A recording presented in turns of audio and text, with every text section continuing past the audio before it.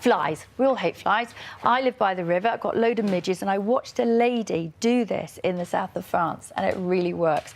And it's great because we have a coffee, you use the plunger, you've got all that coffee left, or even in the little capsules, you get the coffee and you literally light the grounds. The grounds, yes.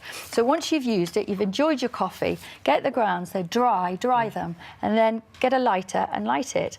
And you do smell like a coffee shop. Yeah. But you'll have no flies. Really? Really? Honestly, it really works. And I watched this lady in the south of France do it, and I was laughing, thinking, what's she doing? And this was outside? Outside, and it was because there were lots of midges around, and it completely disappeared. So you just get one of those oil burner things? No, not even. You don't even have to do one of those. You've got a flame? No, actually, I've done this slightly wrong. You can actually light the coffee? You light the coffee itself. You light the coffee. I need a match to try that. And if you light coffee, it acts like an incense stick.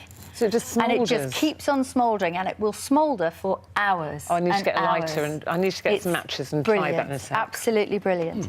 So then the other thing is, and a lot of these things, you want something at hand really, really quickly. Stale bread. Stale bread, once it goes stale, it's quite abrasive if you feel that. Yeah. And it feels actually like a scrubber.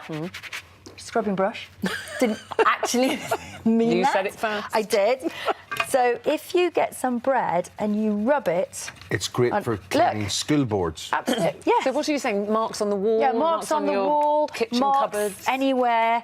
You can use stale bread instead of throwing it away, and it will clean it up. Especially on the wall, because I'm always worried about taking the colour, the paint colour off if you clean a wall. And again, that's why white vinegar is really good, because it doesn't strip. It just So you could takes use off. that if you had a mark on the wall as well? Of course you could. And you could use it if you've got it on your clothes. It's not going to damage your clothes. So your You're doing house all is that. going to smell of coffee, vinegar and bread. Yes. But that smells really nice. Good. If And you do like you know what? cafe. Do you know what the question is? What does a clean house smell of? Nothing. Nothing. Yes. Nothing. Good point. Venetian blinds. A lot of people have blinds. We have blinds, and then we have those American shutters. Yeah. They're a pain to clean. Yeah. What you do is you get your barbecue tongs and you wrap them with some... I've put them... You can put anything on them, really, but I've used there some cloths, and you just stick an elastic band around them, and then... With these, your little weapon, you go to your Venetian blinds and you just run them across. It's that easy, and that's a really good one. And that's very satisfying. It's very satisfying. And the other thing you can do, and I always go on about this, damp dusting, which means you're not moving dust from one place to another.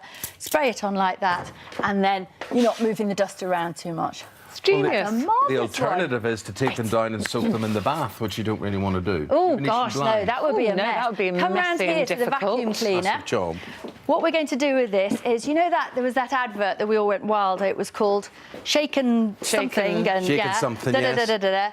Do this, put that on your carpet overnight, next morning, vac it all up. And what it will have done, it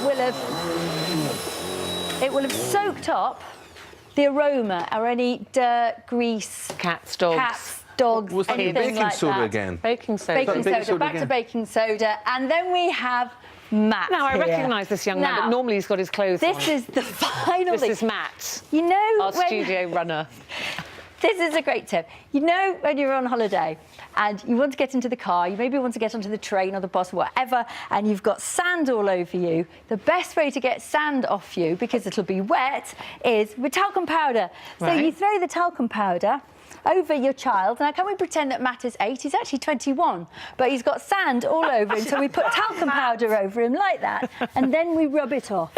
And what happens is the talcum powder soaks up the sand, it soaks up all the damp, and the other thing is it actually doesn't hurt, does it? It's quite nice, because otherwise, You've just talcum been rubbed powder... down on television, national television, Yeah. by Anthea Turner. Matt, How are you feeling? Thanks for doing that, Matt. She wanted me to do that bit. I said no. But as I say, normally you'd be doing this on a child. So Yes. imagine Matt's about there. We couldn't find a and child about today. 8. He behaves like he's 8 sometimes. It does feel better, doesn't it? My I can't say I'm not Anthea. enjoying That's enough, Anthea. That's enough. You're enjoying that a bit too Enjoying that much. too much. Thank you so Right. much.